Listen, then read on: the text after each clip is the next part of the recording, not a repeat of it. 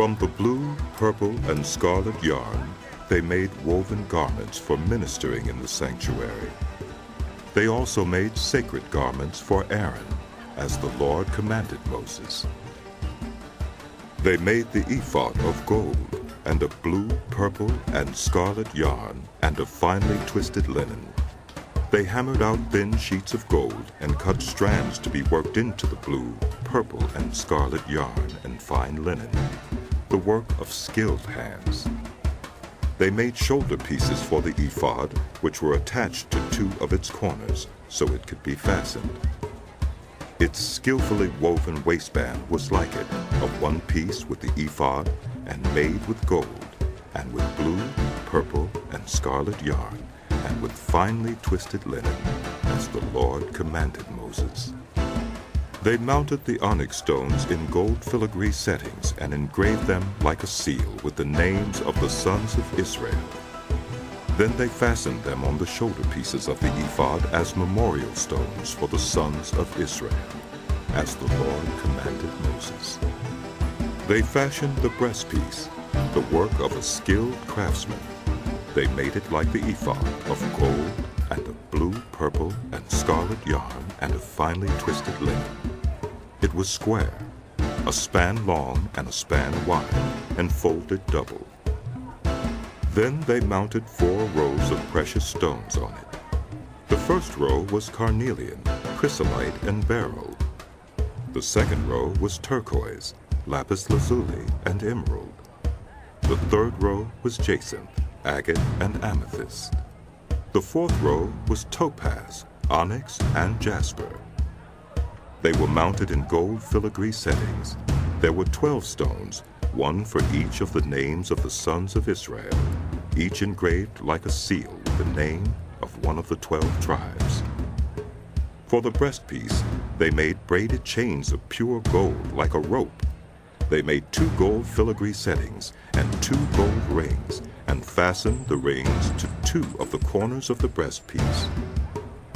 They fastened the 2 gold chains to the rings at the corners of the breastpiece, and the other ends of the chains to the 2 settings, attaching them to the shoulder pieces of the ephod at the front. They made 2 gold rings and attached them to the other 2 corners of the breastpiece on the inside edge, next to the ephod. Then they made 2 more gold rings and attached them to the bottom of the shoulder pieces on the front of the ephod, close to the seam just above the waistband of the ephod. They tied the rings of the breastpiece to the rings of the ephod with blue cord, connecting it to the waistband so that the breastpiece would not swing out from the ephod, as the Lord commanded Moses. They made the robe of the ephod entirely of blue cloth, the work of a weaver, with an opening in the center of the robe, like the opening of a collar, and a band around this opening so that it would not tear. They made pomegranates of blue, purple, and scarlet yarn, and finely twisted linen around the hem of the robe. And they made bells of pure gold, and attached them around the hem between the pomegranates. The bells and pomegranates alternated around the hem of the robe to be worn for ministering, as the Lord commanded Moses. For Aaron and his sons, they made tunics of fine linen, the work of a weaver, and the turban of fine linen, the linen caps, and the undergarments of finely twisted linen.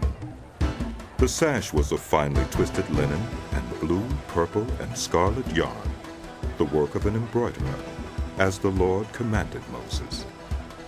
They made the plate, the sacred emblem, out of pure gold, and engraved on it, like an inscription on a seal, "Holy to the Lord." Then they fastened a blue cord to it to attach it to the turban, as the Lord commanded Moses. So all the work on the tabernacle, the tent of meeting, was completed. The Israelites did everything just as the Lord commanded Moses.